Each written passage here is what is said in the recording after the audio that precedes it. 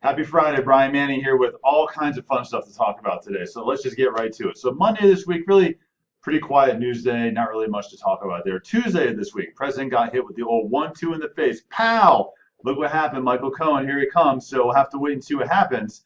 But Wednesday of this week, stocks were down because investors are just fearing Michael Cohen's guilty plea and the potential negative impact that that could have on the president. So geez, I don't know. We're gonna have to wait and see how this one unfolds. But here we go with more drama in our presidency. Imagine that.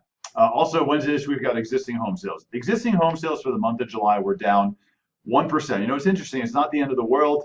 I was at dinner last night, Gold Hill Inn. If you've never been to the Gold Hill Inn, first of all, you should go there. It's a really incredible place. It was my first time going there. But dinner, part of our group was some of the brightest minds in the real estate industry. And a lot of our talk at dinner last night was about a slowdown that's going to happen in the real estate world, right? There's no way that our homes can appreciate and accelerate at the rate that they've been and not see a slowdown. So if you see a slight decrease like we have right here, 1% decrease for the month of July, it's not the end of the world, but it's bound to happen to see things pull back slowly over time. Also, what's interesting is first-time home buyers made up 32% of all purchase transactions. Historically, this is a much higher number, but millennials are much slower than all other prior generations to move into the marketplace as a first-time home buyer. So 32, 33% has been the norm for quite a while now.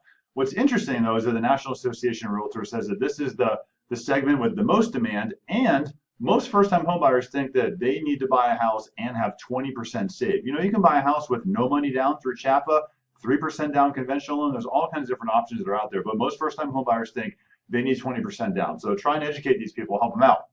Also, we got Fed minutes, so Federal Reserve minutes with Jerome Powell talking, 90% chance of seeing a rate hike next month, 60% chance of seeing yet another rate hike coming into the month of December. Not surprised by this. They have to increase rates. The economy is doing really well. GDP is solid. They have to have some tools in their shed. So at some point in time, when we flow back into recession, they have a monetary tool they can use here to help stimulate the economy. So not shocked to see this. Thursday this week, we got CoreLogic. CoreLogic gave us some feedback on rents. You know, rents over the last 6 months nationwide have increased 4.1%. That's a huge increase in rents. And the primary reason why is because we have a lack of inventory.